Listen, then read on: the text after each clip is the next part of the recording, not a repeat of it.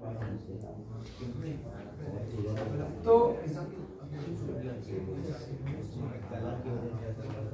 Half transform के अंदर हम लाइन ढूंढने की कोशिश करते हैं। जैसे तुम ये देख पा रहे हो अलग अलग पॉइंट्स है, बट मैं उन जो पॉइंट्स एक लाइन के ऊपर डिफाइंड है उसको मैं लेने की कोशिश कर रहा हूँ, उनको फाइंड करने की कोशिश कर रहा हूँ। ये पूरी एल्गोरिथम सिर्फ इसी बेसिस के ऊपर है। तो मैं बताना चाहूंगा कैसे शुरू कैसे होता है। अभी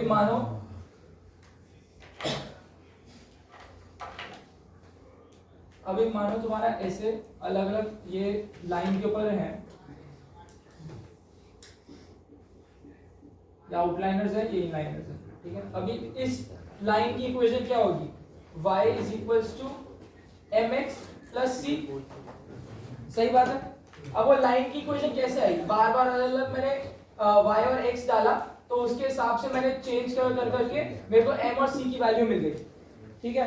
अब मैं क्या बोल रहा हूँ कि तुम y और x की वैल्यू को छोड़ो, अब तुम ऐसा मान के चलो कि m और c की उसके टर्म्स के अंदर तुम लिखने की कोशिश कर रहे हो इस लाइन को।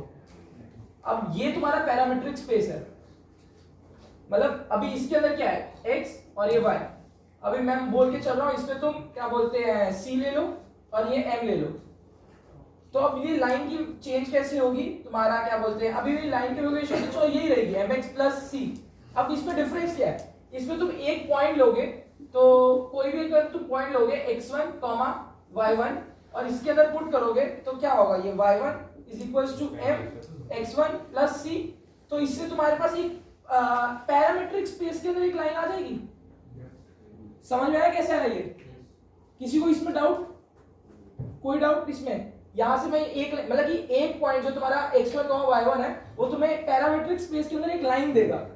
समझ लो तुम कहां से पैरामीटर मतलब कि नॉर्मल xy से तुम पैरामीट्रिक के अंदर एक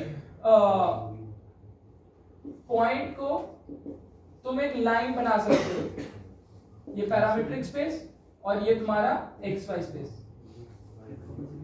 समझ में आया ये कैसे आया, ठीक है। अब मैं एक और अगर पॉइंट ले लेता हूं, ये ले लेता हूं x2, y2, तो वो भी मतलब इस लाइन को तो इंटरसेक्ट करेगा ही, क्योंकि जो m और c है वो तो अगर दो पॉइंट्स मिल जाते हैं तो मेरे को m और c मिल जाते हैं, है ना। तो ये उस लाइन को इंटरसेक्ट करेगा और ये जो जहां पे इंटरसेक्ट करेगा वो m और c होगा, सही बात है। इस पे कोई डाउट, समझ में आ गया। मैं यहां से यहां पे कैसे पहुंचा, ये तुम्हारा x1, ये तुम्हारा कैसे आई है x1, y1 की वैल्यू यूज करके, ये कैसे आई है x2, y2 की वैल्यू यूज करके, ये लाइन। समझ में, ये तुम्हारा xy प्लेन है, ये तुम्हारा पैरामीट्रिक स्पेस है। कोई प्रॉब्लम दिख रहा है तेरे को, कोई डाउट, समझ में आ रहा है सबको।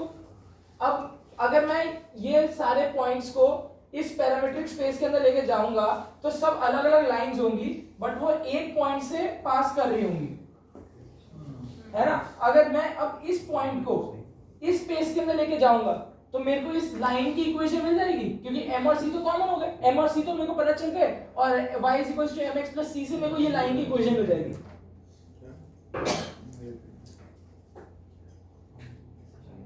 ठीक है, ये समझ में आ गया। डाउट है कोई डाउट है तो मुझसे पूछ लो, कोई डाउट। ये चीज समझ में आ गई, ये एल्गोरिथम समझ में आ गया, किसी को भी डाउट है इसके अंदर, देख लो एक बार। बहुत मतलब एलिगेंट लगता है मेरे को तो ये एल्गोरिथम। मतलब बेसिकली इस एल्गोरिथम से तुम चूज कर सकते हो तुम्हें किस टाइप की एजेस चाहिए, स्ट्रेट लाइन चाहिए, सर्कल की एजेस चाहिए, कोई भी हो, बस तुम्हें पैरामीट्रिक इक्वेशन चेंज करनी होगी, तुम्हें उस फॉर्म की एजेस मिल जाएंगी। अब मानो कि अगर मेरा ये कोई पॉइंट था जो इस लाइन के ऊपर नहीं करता, तो वो कभी भी इस इंटरसेक्शन से पास करेगा ही, वो अलग कहीं पे अपना स्पेस में होगा, तो उससे तुम्हें फर्क नहीं पड़ता। पहली लाइन कहां से है, कौन सी लाइन, जो फर्स्ट लाइन है xy प्लेन में। हाँ, ये जो xy प्लेन के अंदर जो लाइन है ये हमारे पास नहीं थी, ये तो मैं मान के चल रहा था कि हाँ मैं मतलब कि ऐसे ही कोई लाइन होगी और उसके अंदर कुछ पॉइंट्स होंगे, मतलब ये पॉइंट्स इस लाइन से पास कर रहे होंगे जिसकी इक्वेशन हमें निकालनी है। तुम्हारे पास पॉइंट्स हैं, तुम्हारे पास लाइन नहीं है, तो मैं मान के चल रहा हूँ कि हाँ ये कोई इक्वेशन थी जिसके अंदर वो करते हैं। तो ये अब पैरामीट्रिक स्पेस के अंदर गया, जितने भी पॉइंट्स हैं, जितने भी पॉइंट्स हैं इन सबको मैंने प्लॉट किया, ऐसा नहीं कि सिर्फ इनको प्लॉट किया, सबको प्लॉट किया। एक पॉइंट से पास कर रहे होंगे, वो जो लाइन के ऊपर होगी, इस लाइन के ऊपर होंगे, वो एक पॉइंट से पास कर रहे होंगे, वो कौन सा होगा, MC होगा वो। इससे पता चल रहा है मेरे को। और अब उस पॉइंट से अगर मैं ऊपर लेके जाऊंगा वापस, तो मेरे को इस लाइन की इक्वेशन मिल जाएगी। समझ में आ गया? कोई डाउट? अब इसके अंदर एक मैट्रिक्स टाइप बनती है, आर्गुमेंट मैट्रिक्स कहते हैं इसको। तो वो बोलता है कि तुम अभी एक पॉइंट को इस लाइन में कन्वर्ट करोगे, तो तुम इसके अंदर उसकी वैल्यूज दे जाओ। सही है? ये एक लाइन होगी पैरामीट्रिक स्पेस में। अब वैसे तुम इसको दे दो, तो मतलब इस पॉइंट को मैं इस लाइन से रिप्रेजेंट कर रहा हूं, सेम इसके अंदर चले जाओ, ये लाइन बना दो। अब ये 1 है, इसके अंदर एक और 1 आएगा दूसरी लाइन का, तो ये 2 हो जाएगा, ये फिर 1 हो जाएगा। ठीक है? एक और लाइन ले लो, ऐसे एक और पॉइंट से एक और लाइन होगी, तो इसको मैं ऐसे ले लेता हूं 1, अब ये 2 है, इसके ऊपर एक और पॉइंट हो जाएगा, तो क्या हो जाएगा, ये 3 हो जाएगा, और ये फिर 1 हो जाएगा। सही बात है? अब इसमें तुम्हें क्या लेना है, अब तुम्हें पता चल गया इस मैट्रिक्स से, तुमने वेट की मदद से पता लगा लिया कि जहां पे भी तुम्हारी मैक्सिमम वैल्यू आएगी, वो तुम्हारी एक लाइन को रिप्रेजेंट कर रही है। सही बात है? तो मैं बस, मेरे को अब ये पता चल गया, मेरे को इससे M और C की वैल्यू पता चल गई, मैं पीछे लेके गया, मेरे को ये लाइन मिल गई, लाइन की इक्वेशन मिल गई, प्लॉट कर दिया। कोई इशू? वो मैट्रिक्स में हमको कैसे पता चलेगा वो 5x5? नहीं, वो तो ऐसे मैंने जस्ट एग्जांपल लिया, कोई भी हो सकती है, मतलब नॉर्मली तो उसी साइज की होगी, बट मैंने अभी के लिए बस कर दिया। बट मेन इसमें यही है कि तुम उसको प्लॉट कर रहे हो, कॉन्सिक्यूटिवली ऐड कर रहे हो सेल वैल्यूज को जो भी हो रही है, और जो भी मैक्सिमम वैल्यू आएगी वो तुम्हारी एज अ लाइन हो जाएगी। अब उसको तुम एज अ थ्रेशोल्ड भी ले सकते हो, जरूरी नहीं कि यही एक मैक्सिमम पॉइंट है, अलग अलग लोकल मैक्सिमस भी आ सकते हैं। तो तुम्हें कितने लोकल मैक्सिमस प्लॉट करने हैं अपने इसके अंदर, वो तुम्हारे ऊपर है। मतलब कि तुम्हें तो सिर्फ 2 पॉइंट्स चाहिए ना, 2 पॉइंट से एक लाइन पास हो जाएगी, कर लो, क्या कर लोगे, लेकिन मतलब वो एक लाइन नहीं है ना असलियत में, वो तो सिर्फ 2 पॉइंट से उससे तुम लाइन पास कर रहे हो। समझ में आ रहा है? समझ में आ रहा है? तो इसका फंक्शन मतलब मैं बाद में बता दूंगा, अभी पहले तुम बस ये पढ़ लो। अभी ये समझ में आ गया, ये एल्गोरिथम समझ में आ गया। अब इसमें प्रॉब्लम क्या है, इसमें प्रॉब्लम ये तुम्हारी प्रॉब्लम्स है, समझ में, ये समझ में आया, ये मेन पार्ट है। माइनस इंफिनिट से इंफिनिट जाएगा है, तो जो तुम्हारी आर्गुमेंट मैट्रिक्स होगी, तो उसमें प्रॉब्लम क्या है कि अब जो तुम्हारी m की वैल्यू है वो इनफाइनाइट तक जा रही है, तो तुम कितने बना लोगे, तो तुम्हारा कॉम्प्यूटेशनली बहुत वीक बन जाता है ये। तो वो अब बोल रहा है कि तुम इसमें ऐसे पैरामीटर यूज कर रहे थे ना, तो अब तुम उसमें साइन थीटा और कॉस थीटा के टर्म्स में चले जाओ। तो अब तुम्हारे को पता है कि जो तुम्हारी m है और c है उसकी वैल्यू फाइनाइट तो होगी, एटलीस्ट पता है कि तुम्हारी -1 के 1 के बीच में होगी या किसी और की होगी, लेकिन फाइनाइट तो होगी। ठीक है? ये समझ में आया कि हम ये इसको चूज ना करके इसको चूज क्यों कर रहे हैं, क्योंकि इसमें जो m है वो माइनस इंफिनिट से इंफिनिट जा सकता है, तो वो बहुत ज्यादा प्रॉब्लमैटिक है, क्योंकि हमारा जो आर्गुमेंट मैट्रिक्स बनेगा वो बहुत ज्यादा लार्ज बन जाएगा। बट इस केस में ऐसा नहीं होगा, क्योंकि एक फिक्स्ड फाइनाइट वैल्यू के बीच में ही वो दोनों लाया करेंगे। तो इसमें क्या होता है,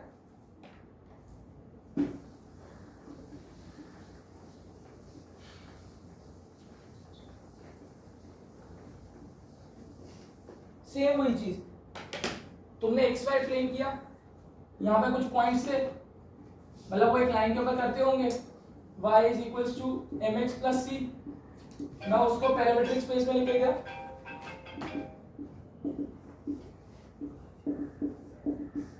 तो अभी अब वो क्या होगा, प्लॉट, अब प्लॉट कुछ ऐसा होगा साइन वेव्स की टर्म्स में, समझ में आ रहा है? अब वो इंटरसेक्शन और वो लाइन कैसे निकालोगे, अब तुम्हारा रो चेंज होगा और बीटा चेंज होगा, है ना? तो तुम्हारे यहाँ तो कुछ इस जो एक्स्ट्रा वो है उससे वो होगा, स्टार्ट होगा, या फिर फ्रीक्वेंसी में चेंज होगा। अब जहां जहां पे तुम्हारा इंटरसेक्शन आता रहेगा वहां वहां तुम मार्क करते रहोगे। अब वापस जो और अलग अलग पॉइंट्स होंगे उनको वापस से प्लॉट करोगे,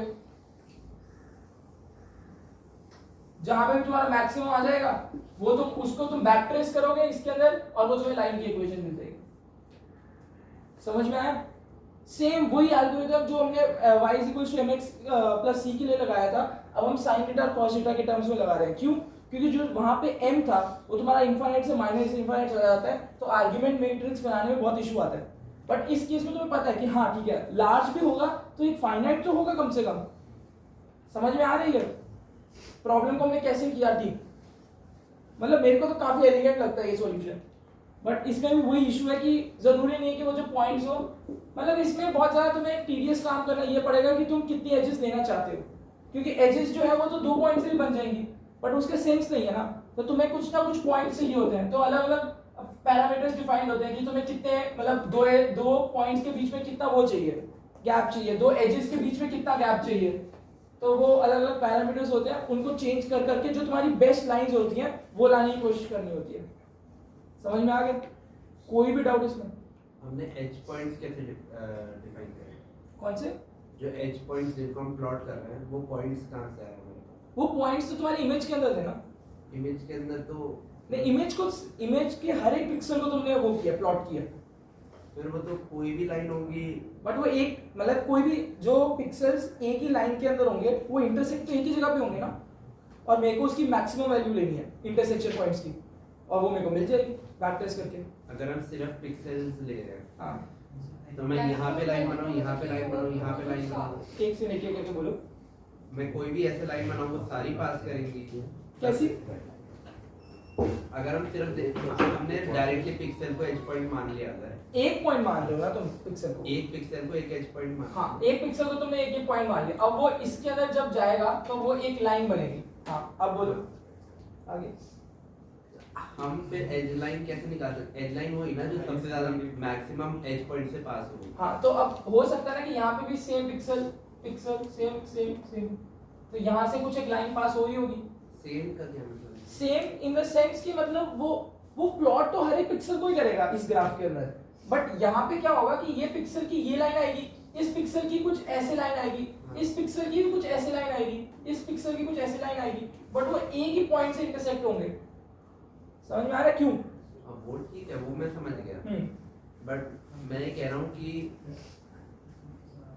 लाइन हम कोई भी बना लें वो तो काफी सारे पिक्सल से पास करेगी, तो इमेज के अंदर कोई भी इंफॉर्मेशन हो, अगर हमने किसी भी पिक्सल मतलब पिक्सल को डायरेक्टली एज पॉइंट मान लिया बिना और कोई कंसीडरेशन करे, तो पिक्सल के अंदर वैल्यू क्या स्टोर्ड है वो तो हमने कंसीडर ही नहीं करी, तो वो मतलब करने की जरूरत नहीं है ना, क्योंकि तुम उसको हर एक पिक्सल को ही लाइंस बना रहे हो। ठीक है। अगर मेरे पास एक 16x16 की कोई इमेज है, हाँ ठीक है, मैं उस पे ये काम कर रहा हूँ एक पिक्सल को एक एज पॉइंट मान के, हाँ ठीक है, तो मैंने जब ये पूरा काम करा तो मैंने ये तो कंसीडर ही नहीं किया ना कि इमेज के अंदर एक्चुअली स्टोर्ड क्या है, मैंने तो बस 16x16 के लिए कुछ लाइनें बना दी। अब क्या बता रहा हूँ, वो edge point pixel edge a edge point classify होने के लिए कोई क्राइटेरिया होना चाहिए। एक SIFT नाम का एक वो होता है, एल्गोरिथम होता है जिसको शिफ्ट इनवेरिएंट फीचर ट्रांसफॉर्म कहते हैं। ठीक है, तो वो उसमें क्या होता है कि तुम हर एक इमेज के अंदर nlog लगाते हो। nlog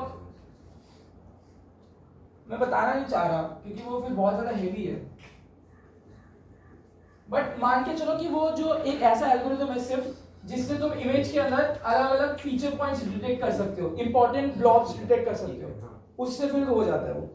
ठीक है, वो से मतलब ये एक प्रॉपर एल्गोरिथम है जिसके अंदर लगता तो तुम्हारे बेसिक वही है, गॉसियन और लॉग फंक्शन या फिर ऐसा लगता है, बट मैं बताने नहीं चाह रहा, बट उससे ये हो जाता है कि तुम्हारे को ब्लॉब्स मिल जाते हैं अलग अलग। अब वो मतलब हाँ ठीक है, उसके बाद तो हो जाएगा, एक बार ब्लॉग्स मिल जाए फिर तो प्लॉट करेगा। अब वो ये जो शिफ्ट होता है ये अलग अलग ब्लॉक्स के साइज भी दे देता है। अगर वो साइज बहुत बड़ा है तो इसका मतलब वो अनश्योर है कि वो एक स्पेसिफिक पॉइंट अच्छा है कि नहीं है, बट अगर वो ब्लॉक छोटा है तो उसको वो बहुत ज्यादा श्योरिटी होती है कि हाँ वो है अच्छा पॉइंट, तो वो उसके ऊपर डिपेंड करता है। इसके अंदर वही बता दिया मैंने तुमको, ये समझ में आ गया कि ये बीटा प्लस पाई कुछ होगा, कुछ डेटा के अंदर वेरिएबल हो सकता है, उसकी एम्पलीट्यूड अलग अलग हो सकती है। इसमें कोई डाउट? अभी तो हमारी रेंज फाइनाइट है ना, जो हाँ।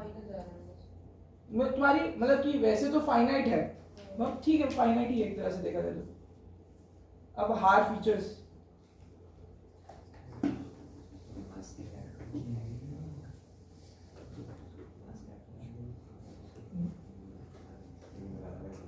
अरे तो ये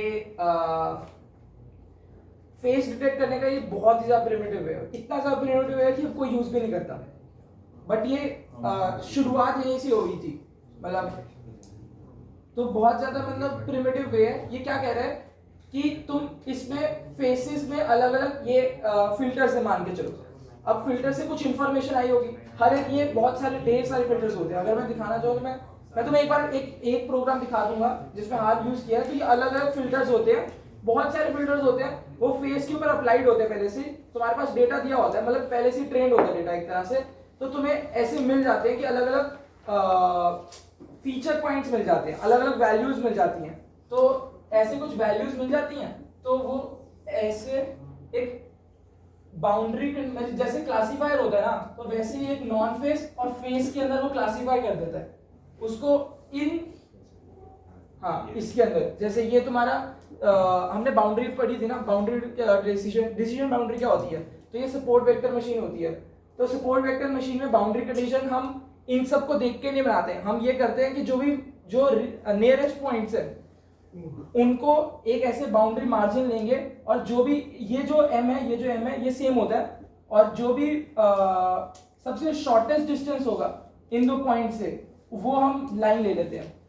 बेसिकली ये भी एक क्लासिफिकेशन एल्गोरिथम होता है, जैसे लॉजिस्टिक रिग्रेशन था वैसे सपोर्ट वेक्टर मशीन भी एक ML का एल्गोरिथम। बहुत प्रिमिटिव होता है, बहुत नॉइज, मतलब ऐसे बहुत ही ज्यादा गंदी होती है इसमें नॉइज। मैं एक्सप्लेन भी कर सकता हूँ नॉइज गंदी क्यों होती है इसमें। बहुत ही मतलब कि बहुत छोटी नॉइज से भी बहुत दिक्कत हो जाती है। अब समझो ये तुम्हारे पॉइंट्स थे, जेन्युइन पॉइंट्स। अब ये तुम्हारे कुछ पॉइंट्स थे, ये नियरेस्ट पॉइंट थे 2, अभी मान के चलो। तो ये m था, ये भी कुछ m था, और ये तुम्हारी बाउंड्री कंडीशन हो गई। मतलब 2 पॉइंट्स लेके चलता है तो उससे तुम्हारी एक लाइन आ जाती है, ठीक है। अब मान के चलो कि तुम्हारा एक आउटलाइनर था। आउटलाइनर मतलब यहाँ पे कुछ था, ये चीज वैसे यहाँ पे होनी चाहिए थी बट उसने क्लासिफाई गलत की। तो इससे हुआ क्या, अब ये एक नियरेस्ट पॉइंट, ये एक नियरेस्ट पॉइंट, ये इसका नियरेस्ट पॉइंट और ये एक नियरेस्ट पॉइंट। तो बाउंड्री कंडीशन कैसे आ गई, ऐसी आ गई। तो तुम समझ लो कि नॉइज से कितना ज्यादा इफेक्ट हुआ। असली बाउंड्री ये थी, बट क्योंकि एक आउटलाइनर यहाँ पे आ गया तो उसकी वजह से ये बाउंड्री यहाँ पे बढ़ गई और मार्जिन इतनी छोटी है। समझ में आया क्या हुआ ये, इसमें कोई डाउट। इसलिए एसवीएम मतलब बहुत रेयरली यूज होते हैं, और क्योंकि नॉइज से बहुत ज्यादा इफेक्ट हो जाता है। तुम देख सकते हो क्यों। एक बात पीछे, तो ये अलग अलग वो है फिल्टर्स हैं, इनको अप्लाई करते हैं, कुछ वैल्यूज आती हैं, उन वैल्यूज को यूज करके प्लॉट्स में देते हैं। डिसीजन बाउंड्री निकलती है, पता होती है क्या होती है। अगर वो उसके बाहर होती है तो फेस कर देते हैं, नहीं होती है तो फिर नॉन फेस हो जाता है। अब इसमें बहुत सारे, ये अभी भी बहुत ज्यादा वो है प्रिमिटिव इसलिए है क्योंकि अगर वो कोई चिंपैंजी का फेस देखता है तो वो उसको भी कभी कभार फेस में रिकॉग्नाइज कर देता है। समझ में आ रहा है क्यों, क्योंकि फीचर्स एक ह्यूमन फेस के और चिंपैंजी के फेस में ऑलमोस्ट सेम होते हैं। तो वो इसीलिए वो उसको कभी कभार फेस में डिफाइन कर देते हैं, बल्कि उसको नॉन फेस में करना चाहिए। समझ में आ रहा है। उसको सपोर्ट वेक्टर मशीन क्यों कहते हैं, क्योंकि वो इन दोनों पॉइंट्स के सपोर्ट्स के ऊपर होती है, तो इसलिए वो उसको सपोर्ट वेक्टर मशीन कहते हैं। समझ में आ रहा है, इसमें कोई डाउट, इसमें सबको समझ में आ गया क्यों हो रहा है ये यूज, समझ में आ गया इतना प्रिमिटिव क्यों है, ये समझ में आ गया। क्योंकि कुछ ट्रेन नहीं कर रहे हम लोग, और नॉइस की इसकी वजह से बहुत ही ज्यादा इफेक्ट पड़ रहा है। एक बार मैं चला के दिखा देता हूँ। ये सारे हार फीचर समझ में आ गए, ये तुम अप्लाई कर रहे हो, ये समझ में आ गया। इसमें कोई डाउट, कोई डाउट इसमें?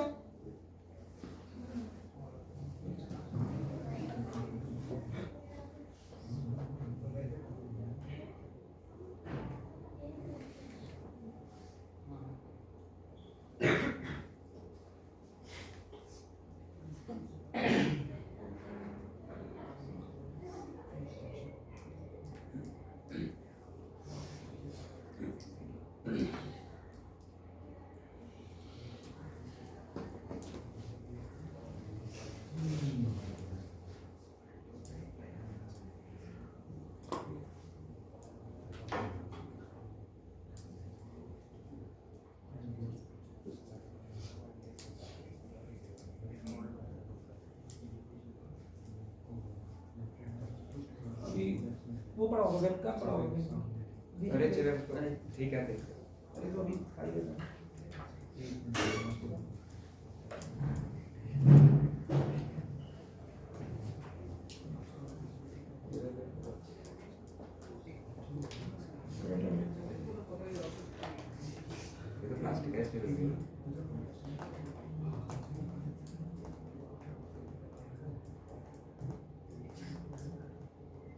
एक सेकंड बस उसको एक्टिवेट होने में बहुत टाइम लग जाता है, पता नहीं किस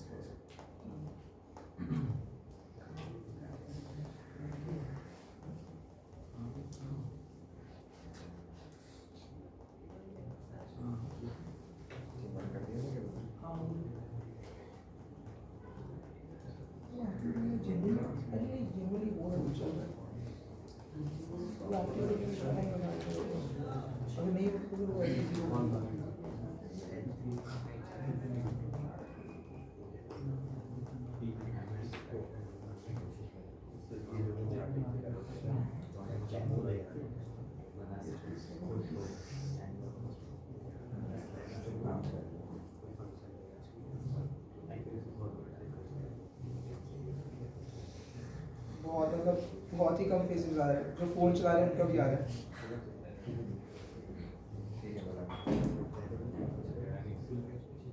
बहुत ही कम एक्यूरेसी होती है इसकी, मतलब वो जनरली इसका फेस दिख रहा है वहाँ पे एंड पे, बट वो नहीं बता पा रहा।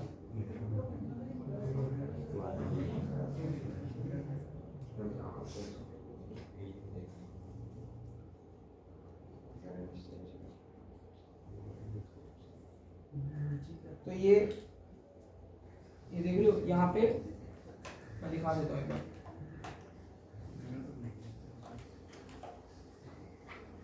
ये दिख रहा है, ये कैस्केड क्लासिफायर, ये एसवीएम ही होता है। तो ये एक्सएमएल फाइल होती है, ये प्री ट्रेन्ड फाइल होती है, ये हार फीचर्स के अंदर होती है पहले से। मैं एक बार दिखा देता हूँ।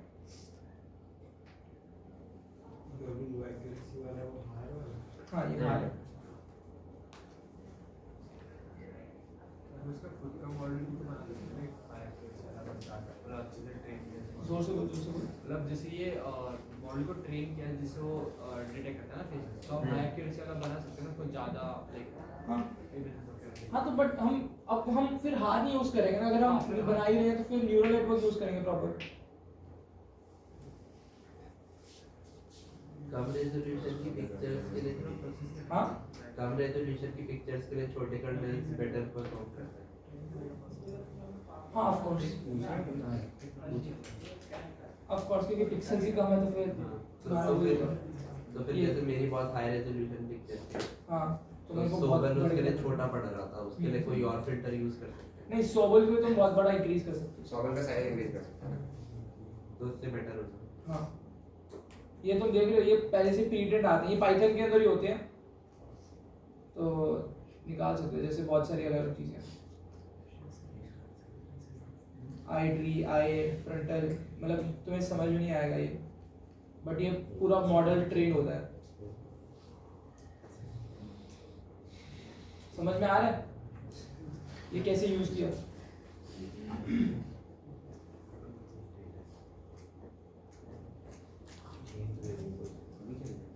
वो तो वीडियो में देखेंगे, वो तो वीडियो तो देखी होगी ना, इन वो जो सेकंड स्लॉट में होने वाला है इनविजिबिलिटी का। आई डिटेक्शन का भी है सेम, मतलब वही हार फीचर्स यूज करके ये देख सकते हो।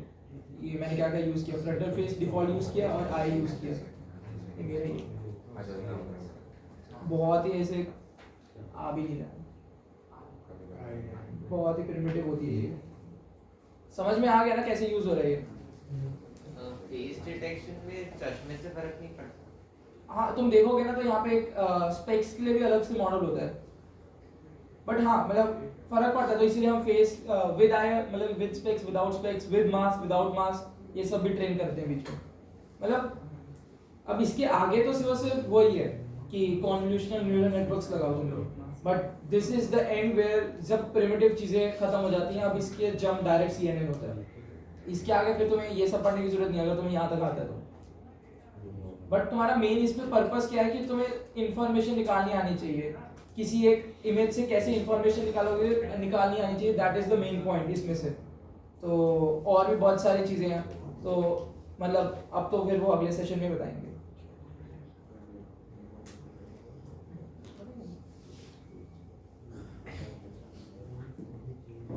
योलो बता दो। योलो एक एल्गोरिथम होती है जो ऑब्जेक्ट डिटेक्शन के लिए काम में आती है, सुना ही होगा बहुत सारा, YOLO you only look once. तो प्रॉब्लम क्या आती है, नॉर्मल जो ऑब्जेक्ट डिटेक्शन होता है और योलो में डिफरेंस क्या होता है मैं नहीं बताऊंगा, सॉरी बहुत लंबा है, जनरली बहुत लंबा है, मजाक से। अरे बेसिकली ये समझो, तुम खुद सोचो कि तुम ऑब्जेक्ट डिटेक्शन कर रहे हो तो तुम्हें बहुत ज्यादा प्रोसेसिंग रिक्वायर्ड है उसके लिए। योलो का बेस्ट चीज क्या है, तुम रियल टाइम, जैसे तुमने 30 fps की वीडियो दी है तो वो तुम्हें आउटपुट 30 fps की वीडियो देगा विद सारे ऑब्जेक्ट्स मार्क। बाकी समय जैसे इसमें कुछ मिली सेकंड में प्रोसेस हो जाएगा, बाकी में सेकंड्स लगते हैं कि 10 सेकंड 15 सेकंड एक ऑब्जेक्ट करने में, तो वो बहुत ज्यादा फास्ट होता है, इसकी बहुत अच्छी एल्गोरिथम होती है, बहुत मतलब ही अच्छा एल्गोरिथम है। अभी But- तक अपडेट होता है तो V8 वगैरह आ चुका है। मैं बता सकता हूँ कि योलो भी मेरे पास खुला होगा, यूज हुआ होगा।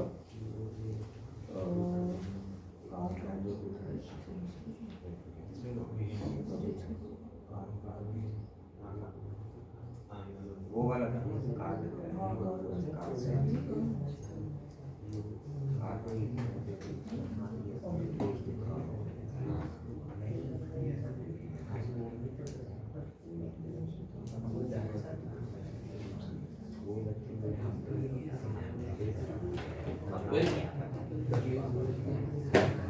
खोलिए मत। अरे वो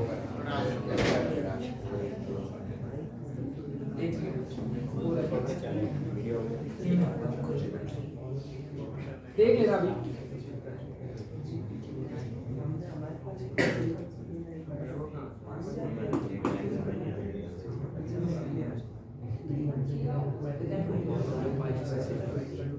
तुम सबने गिटहब पे अकाउंट बना लिया क्या? और जिसने नहीं बनाया वो अभी ब्रेक में बना लेना और वो गिट इंस्टॉल कर लेना। तो इसमें ये क्लासेस के सारा का सारा नेम होते हैं, ये मैंने मॉडल वो कर लिया, इंपोर्ट कर लिया मैंने, अच्छा नहीं देखा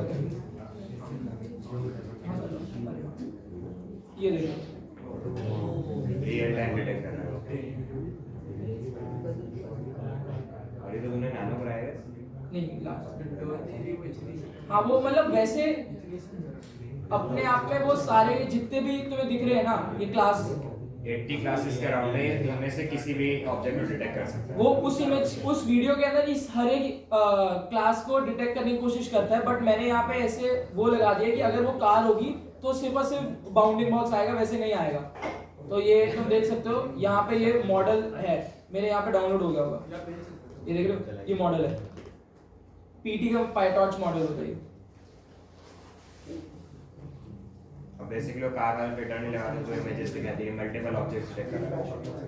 अगर करना है तो मैं यहाँ पे ये करके दिखा देता हूँ, थोड़ा सा टाइम लगेगा बट यहाँ पे पर्सन करके दिखा देता हूँ।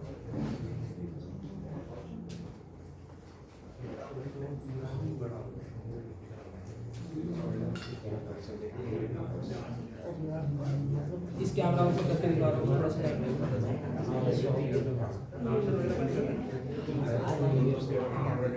और हाँ मतलब कि तुम ये योलो अपने उस पे नहीं लगा पाओगे मेरे हिसाब से, नॉर्मल कंप्यूटर मतलब कि लैपटॉप पे नहीं लगा पाओगे। अगर जीपीयू होगा तो ज्यादा फास्ट चलता है, नहीं तो थोड़ा सा स्लो हो जाता है। ठीक है थोड़ा सा स्लो हो जाता है।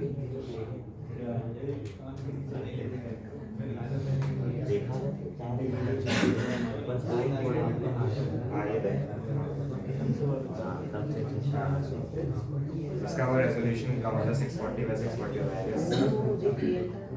देख लो रियल टाइम तो इतने सारे इसलिए ओवरलैप बहुत कर रहा है, देख रहे हो। तो मतलब तो हार और इसमें डिफरेंस समझ में आ रहा है क्या है कि वो हार इतना प्रिमिटिव था कि मतलब उसकी Face शक्ल भी से नहीं बता नहीं पा रहा था, बट वो पूरा पूरा पर्सन बता पा रहा है।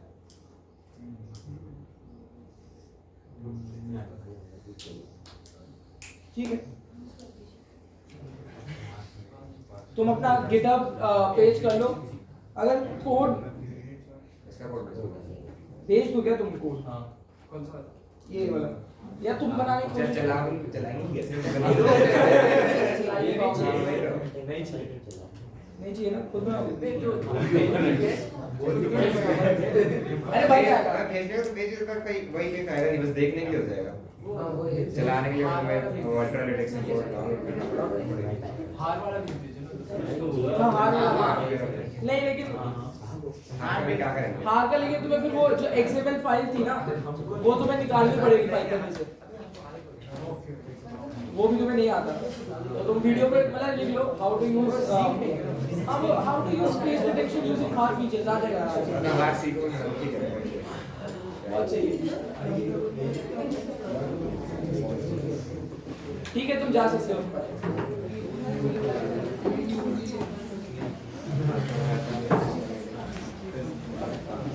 अब मिनट्स कौन बनाना था?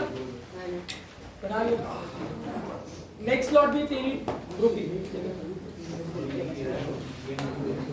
अब नेक्स्ट स्लॉट में हम लोग वो इनविजिबिलिटी क्लोक वाला कोड लिखेंगे, लेकिन पहले वन गिटहब का पूरा एक से बता देंगे क्लोन वोन कमिट वगैरह क्या होता है, ठीक है?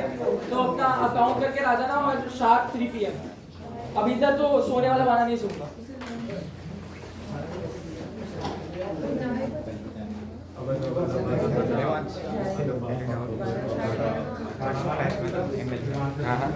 वेरिफिकेशन के लिए यूज कर सकते हैं, मॉडिफिकेशन करते हैं। हाँ नहीं वही बताओ।